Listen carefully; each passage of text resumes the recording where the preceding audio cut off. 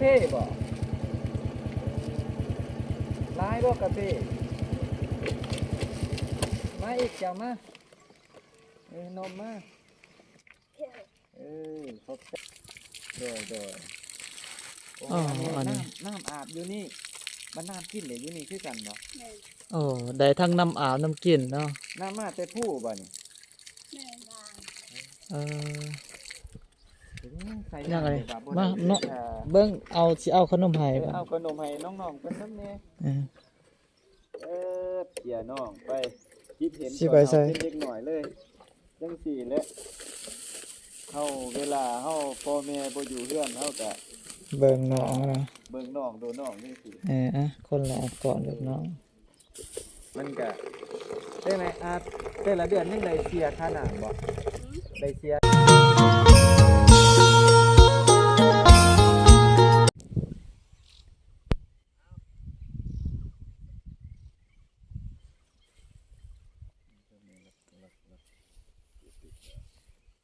ตึกนึกกูคนตีคันตึกนึกกูตีนึกทั้งหลายเลยตึกเดียวไปโจดี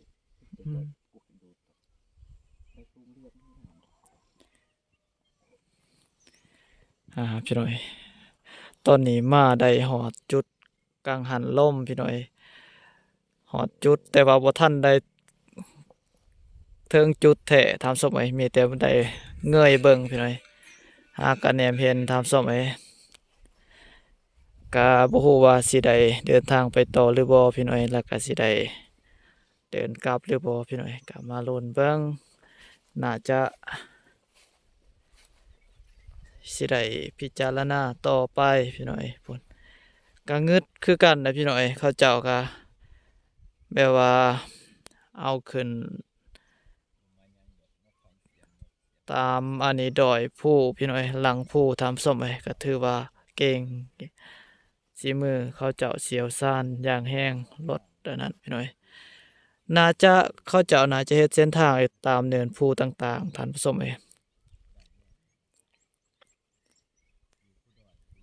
พุ่นแหละท่านผู้ชม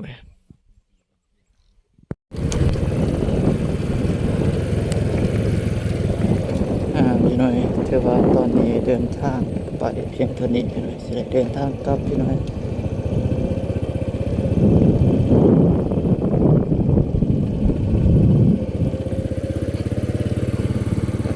ผ่านไปเพียงบ้านดักซึมพี่น้อยสิได้เดินทางกลับ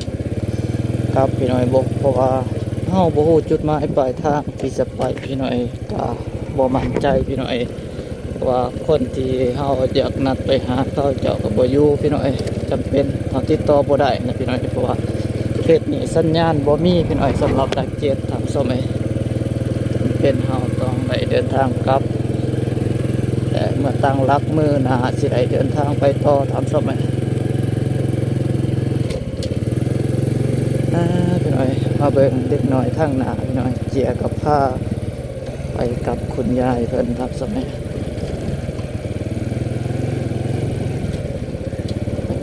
ผ้านอนพี่น้อย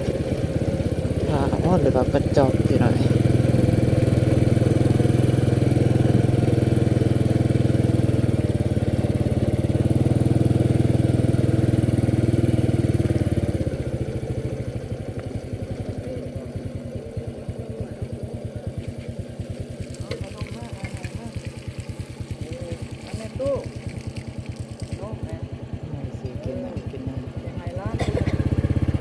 เท่บ่ร้ายบ่กาแฟมาอีกจังมานมมาขอบใจมาอีกน้องผู้หญิงมาขนมยังอีกใกล้บ่บานดักดอจากนี้ไปใกล้บ่โดยโอ้น้ำอาบอยู่นี่มันน้ำกินเลยอยู่นี่คือกันบ่โอ้ได้ทั้งน้ำอาบน้ำกินเนาะน้ำมาแต่ผู้บ่นี่ยังไงมาเนาะเบิ้งเอาสิเอาขนมให้บ่เอาขนมให้น้องๆเพิ่นนำแน่เสียน้องไปคิดเห็นก่อนเอาเป็นเล็กหน่อยเลยจังสี่แหละเฮ เฮาเวลาเฮาพ่อแม่บ่อยู่เฮือนเฮาก็ เบิ่งน้องนะ เบิ่งน้องดูน้องนี่สิ อ่ะคนละเอาก่อนลูกน้องให้น้องผู้หญิง ก่ ซั่น อนโอ้ตอนมามันยาแดดบ่ออกเนาะ แม่อ่ะละ เพื่อนพระอินทร์นี่จักแท้ได้อยู่บ้านดักซึมอยู่นี่เด้เพื่อนพระอินทร์ เออ พี่น้องน้ำพี่น้องทางที่จะเอาน้ำมาเป็นผู้ สบายเนาะบ่คือบ้านเฮาได้ ว่าสบายเลย อ่ะ มันก็ได้ไหมอาแต่ละเดือนยังได้เสียค่าน้ำบ่ได้เสียอยู่บ่ค่าน้ำบ่ได้เสียเนาะ สบายเนาะว่าทางบ้านเฮาได้เสียได้แต่ละเดือนต้องได้ ทางบ้านเฮาได้เสีย อันนี้คือว่าแล้วบ่ได้ใส่โป้มคือบ้านเฮาเด้ เอาไปก่อนนะไปก่อนเด้อ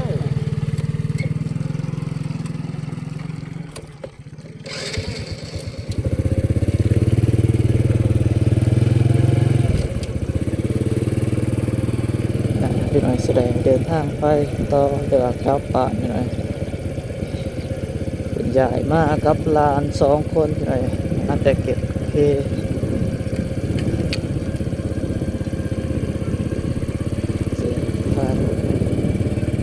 ทางนี้จะเป็นเฮือนอนุรักษ์ตามสมัย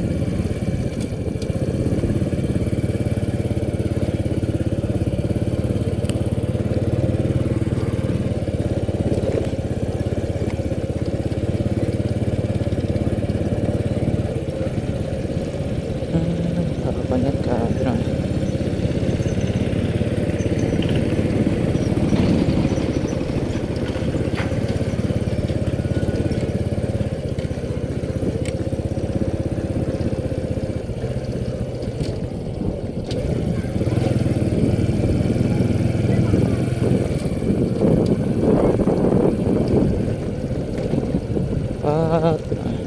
สิน่าจะแม่นคนเหมือนต้นทางสมัยโธ่โธ่เต็มเลยบ่เห็นฮอดหน้า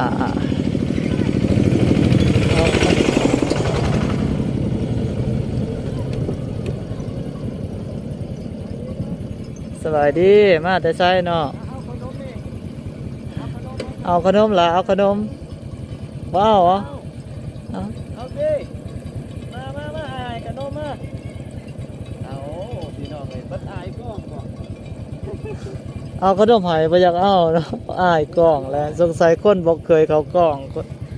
อันนี้แหละแม่นเห็นกล่องแล้วญาติเดี๋ยวกันแลดนี้อีกหน่อย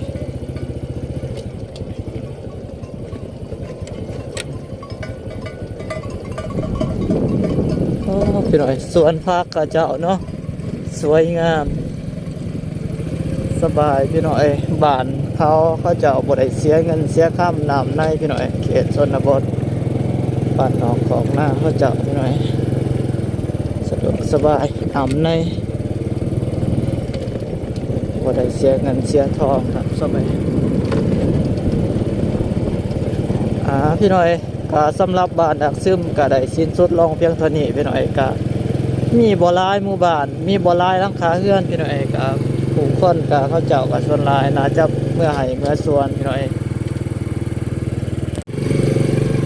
ข้างขึ้นคอยพี่หน่อยเลข2พี่หน่อยยังเกือบ16ขึ้นแล้วพี่หน่อยอันนี้สำหรับเส้นทางที่พวกเฮาจะได้เดินทางมากับเดินทางกลับมาแต่บ้านดักซึมพี่หน่อยจะได้เข้าสู่บ้านดักปอกเก่าพี่หน่อยดักปอกไม้พี่หน่อยปิดดักปอกไม้แล้วก็ดักปอกเก่าพี่หน่อยกับมื้อนี้ก็ผ่านหลายหมู่บ้านพี่หน่อยแต่ว่าเฮาไปบ่ฮอดจุดหมายปลายทางพี่หน่อยเนื่องจากว่ากำลังสิฮอดแล้วเข้าก็ขาดการติดต่อและทำส้มเพราะว่าเนื่องจากว่าสัญญาณบ่ค่อยมีทันส้ม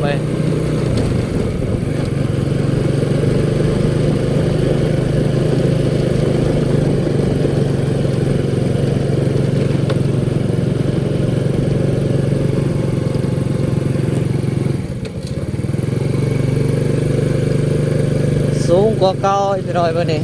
ตอนนี้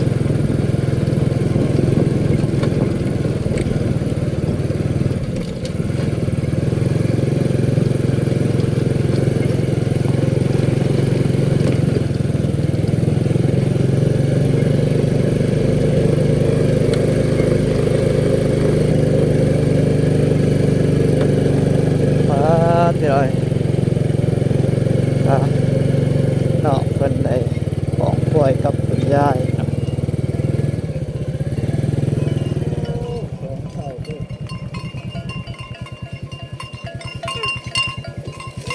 มาแต่กล่องกล้วยโอ้มาแต่เลี้ยงกล้วยบ่แม่มาถือก่อนมาถือก่อนอ่ะให้ขนมกล้วยลายบ่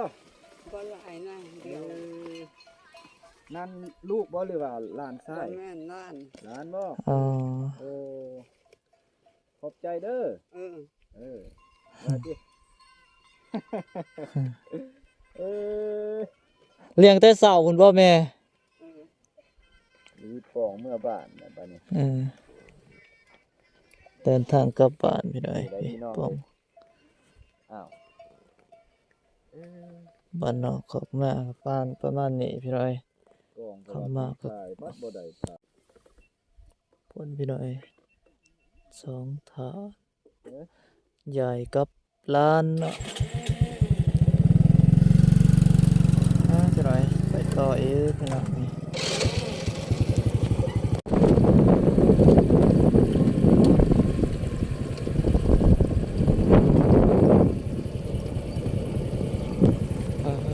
โทษสิบถาด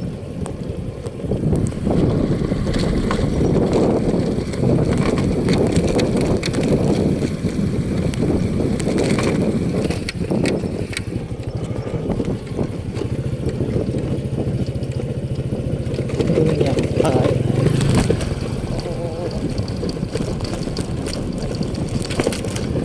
บ่ไหวเลยเด้อแบบนี้พี่น้อยงามแท้พี่น้อย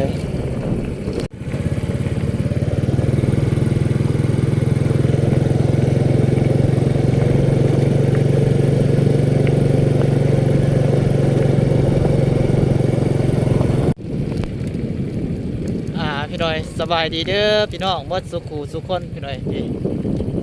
ตอนนี้ก็ได้มาหอดจุดสูงพี่น้อยเขตบ้าน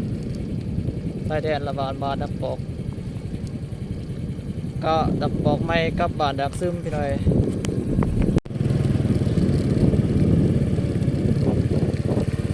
หลายคนอาจจะเห็นกังหันลมพี่น้อย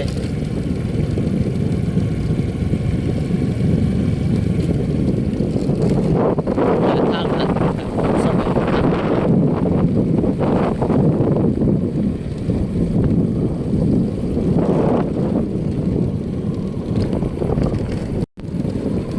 ี่น้อยตอนนี้กำลังสิได้หอดหมู่บ้านดักปอกไม้พี่น้อยพวกเฮาได้เดินทางกลับจากบ้านดักซึมพี่น้อย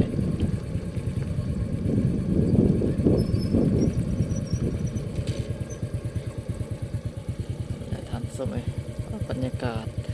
อยู่มุมสูงพี่น้อยตอนนี้ก็มาเบิงหลังคาเฮือนก็น่าจะประมาณได้4-50พี่น้อยกันว่ามันสิได้กันบ่ได้ก็ประมาณ20-30ตามสมัยก็มีแต่เป็นจุ่มเรียนติดต่อกันเลยพี่น้อยเพราะว่ามันเป็นตรงบอนเพียงแน่พี่น้อยเพียงแน่เขาจะเฮ็ดบอนนั้นเป็นบอนสูงเขาจะกับบอสามารถที่จะเฮ็ดได้นะพี่น้องก็คือที่เห็นพี่น้อยถ้าว่ามุมสูงหรือว่าทงสูงคือผู้สิเนินสูงเขาจะกับบอสามารถที่จะเฮ็ดเรือนซ่านบ้านซองอาศัยอยู่ได้พี่น้อยกับบนใดตามเขาเฮ็ดบนนั้นตามสมัยสำหรับเรือนซ่านบ้านซองของพ่อแม่พี่น้องอยู่เขตผู้ด้อยตามสมัย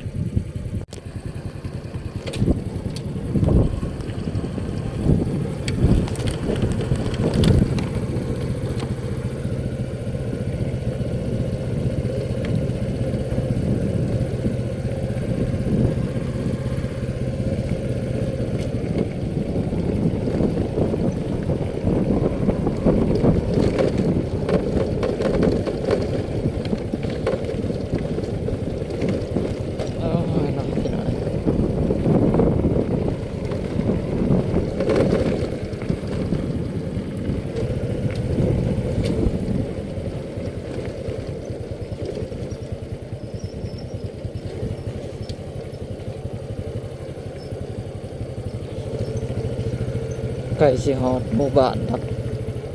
ออกไม่เลยพี่น้อยกลับจากดักซึม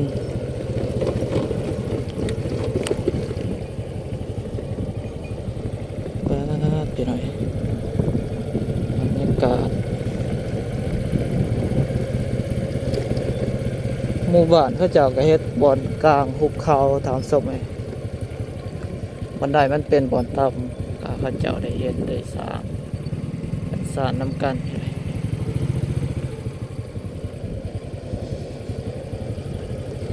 ก็มีน้ำใสไหลเย็นหน่อยมีน้ำแต่ผูแต่พาพี่หน่อยสบายพี่หน่อยบ้านนอกออกหน้าแบบนี้สบายอย่างหนึ่งขอสะดวกในการใส่น้ำในกับผมมีการที่จะเสียเงินเสียคำต่างท่านผู้ชมเอง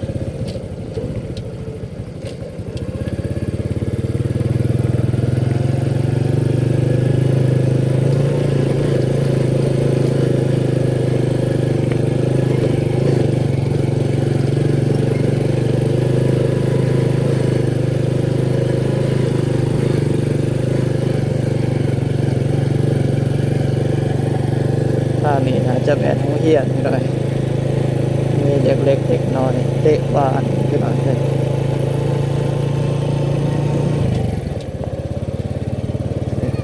หมู่บ้านก็เจ้าพี่หน่อย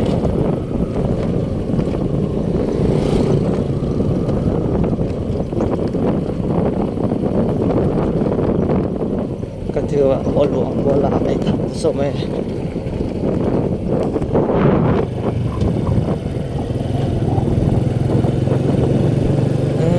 พี่หน่อย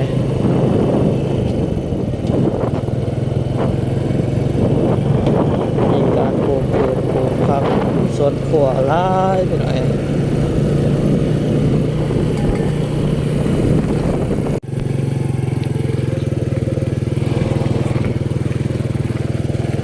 อันนี้จะเป็นเส้นทางที่พวกเราจะได้ขึ้นจากน้ำงอนพี่หน่อยเขียนน้ำงอนแล้วก็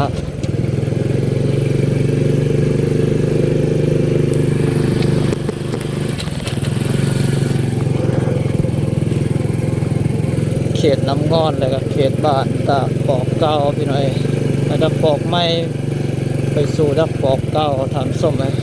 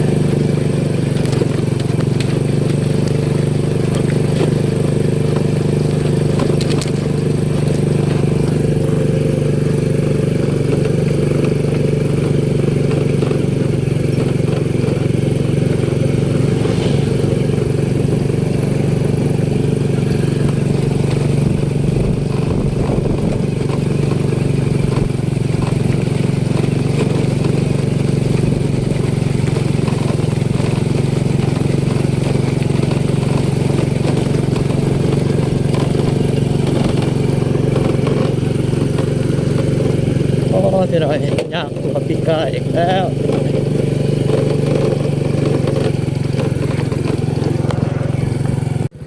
พาหนังก็ล่งอีกแหละพี่หน่อย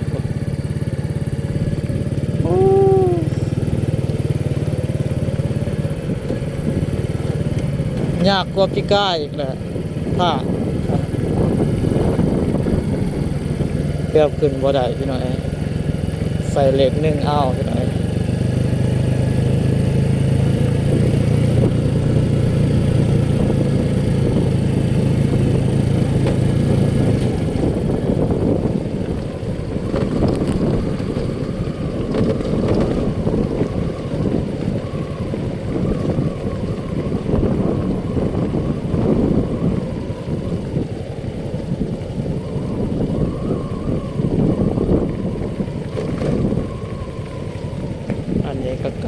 สู่เขตบ้านนักตอกเก่าเด้อทุกคนพ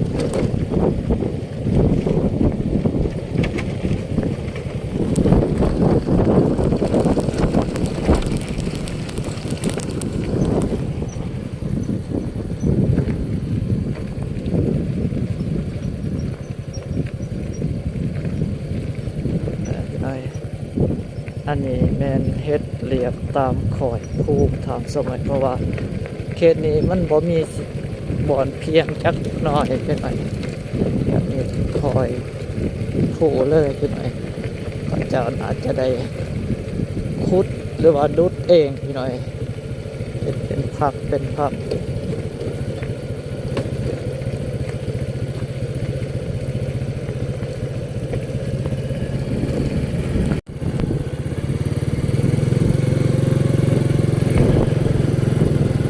ทางได้บ่เงินวันนี้บ่เห็นเลยพี่หน่อยบ่เงินจักไปไซแหละวันนี้เบิ่งเอาพี่หน่อยรถใหญ่ก็เฮ็ดกันโคตรพี่หน่อยจนสิบ่เห็นทางพี่หน่อยเฮ็ดกันคักแท้พี่หน่อยนี่รถใหญ่ก็ขี่ไกลเร่งเอาพี่หน่อย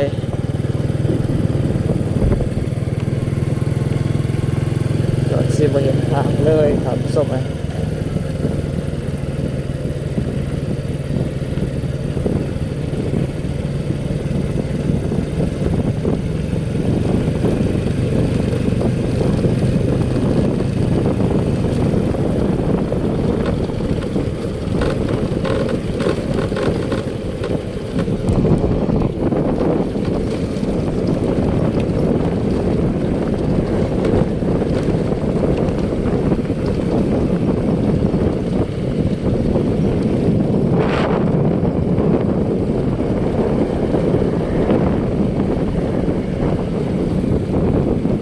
ภาษาส่วนหลายพี่น้องทางนี้เขาเจ้ากับเรียกว่าชื่ออะไรแคมทางทันสมัยนี่เคยที่เห็นสมทางหนาแม่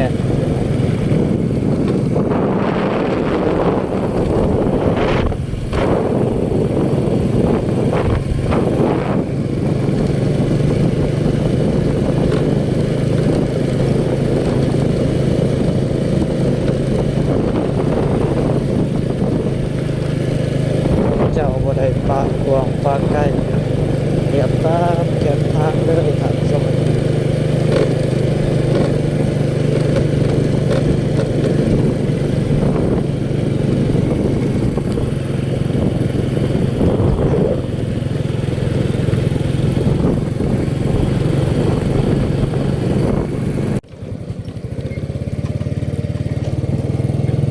พี่น้อยทางนั้นจะเป็นหอดหมู่บ้านเจริญไส้พี่น้อยก็อยู่จุดสูงพี่น้อยอยู่นี่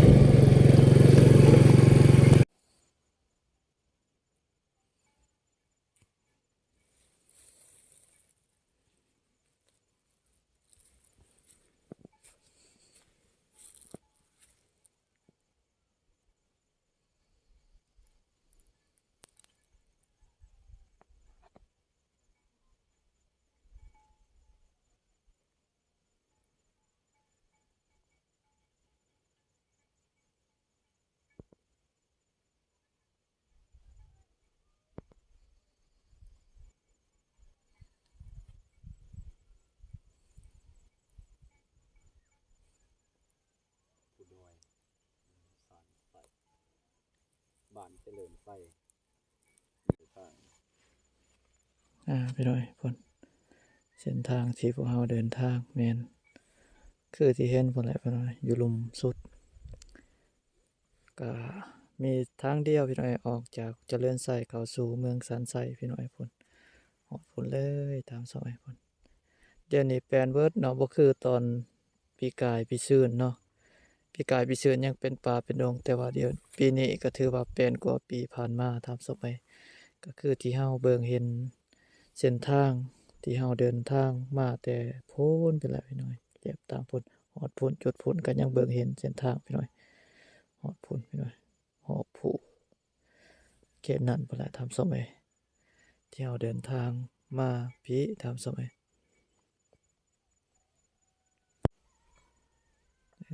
ทางนั้นก็มีกังหันลมเห็นมาแต่นี้นะ